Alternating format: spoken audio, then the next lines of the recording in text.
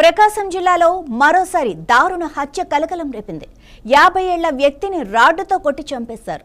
ఈ హత్యకు అక్రమ సంబంధమే కారణమని గ్రామస్తులు చెబుతున్నారు. నిందితులు తల్లి కొడుకు అద్దంకి పోలీస్ స్టేషన్లో లొంగిపోయినట్లు సమాచారం.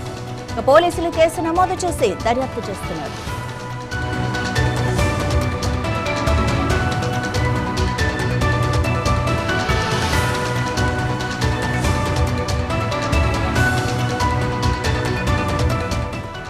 ప్రకాశం జిల్లా సంతమాగలూరు మండలం పాతమాగలూరు గ్రామంలో దారుణ హత్య గ్రామంలో తీవ్ర కలకలమైతే రేపింది. గ్రామానికి చెందిన సజ్జల పిచ్చిరెడ్డిని గురువారం తెల్లవారుజామున 4:30 గంటలకు అతి కిరాతకంగా హత్య చేశారు. వెంకటేశ్వరమ్మ ఇంట్లో ఉండగా ఆమె కుమారుడు విష్ణువర్ధన్ రాడ్డుతో దాడి చేసి చంపేశాడు.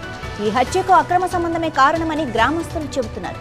స్థానికుల సమాచారంతో సంఘటన స్థలానికి చేరుకున్న పోలీసులు కేసు నమోదు చేసుకుని దర్యాప్తు చేస్తుండగా హత్య చేసిన విష్ణువర్ధన్, అతని తల్లి వెంకటేశ్వరమ్మ అద్దంకి పోలీస్ స్టేషన్లో లొంగిపోయినట్లుగా సమాచారం.